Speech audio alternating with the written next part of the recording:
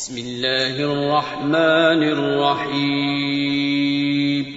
شروع اللہ کا نام لے کر جو بڑا مہربان نہایت رحم والا ہے. سبح اسم ربك الأعلى الذي خلق فسوى والذي قدر فهدى والذي أخرج المرعى فجعله غثاء أحوى سنقرئك فلا تنسى إلا ما شاء الله إنه يعلم الجهر وما يخفى.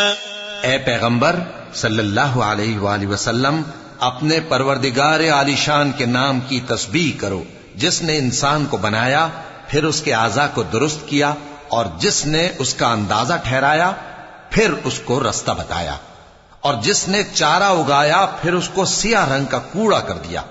اے نبی صلی اللہ علیہ وآلہ وسلم ہم تمہیں پڑھا دیں گے پھر تم فراموش نہ کرو گے مگر جو اللہ چاہے. وہ کھلی بات کو بھی جانتا ہے اور چھپی کو بھی.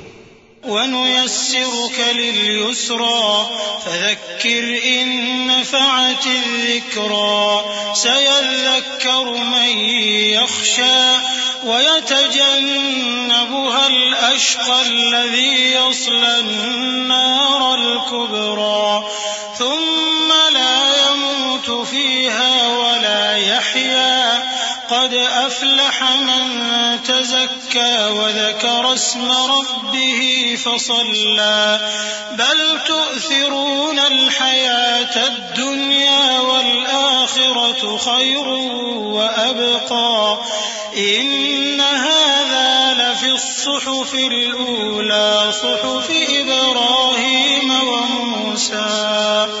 اور ہم تم کو آسان طریقے کی توفیق دیں گے سو جہاں تک نصیحت کے نافع ہونے کی امید ہو نصیحت کرتے رہو. جو خوف رکھتا ہے وہ تو نصیحت حاصل کرے گا اور بے خوف بدبخت اس سے کترائے گا. جو بڑی تیز آگ میں داخل ہوگا پھر وہاں نہ مرے گا اور نہ جیے گا. بے شک وہ مراد کو پہنچ گیا جو پاک ہوا اور اپنے پروردگار کا نام لیتا رہا اور نماز پڑھتا رہا. بات یہ ہے کہ تم لوگ تو دنیا کی زندگی کو ترجیح دیتے ہو حالانکہ آخرت بہت بہتر اور ہمیشہ باقی رہنے والی ہے. یہی بات پہلے صحیفوں میں بھی درج ہے یعنی ابراہیم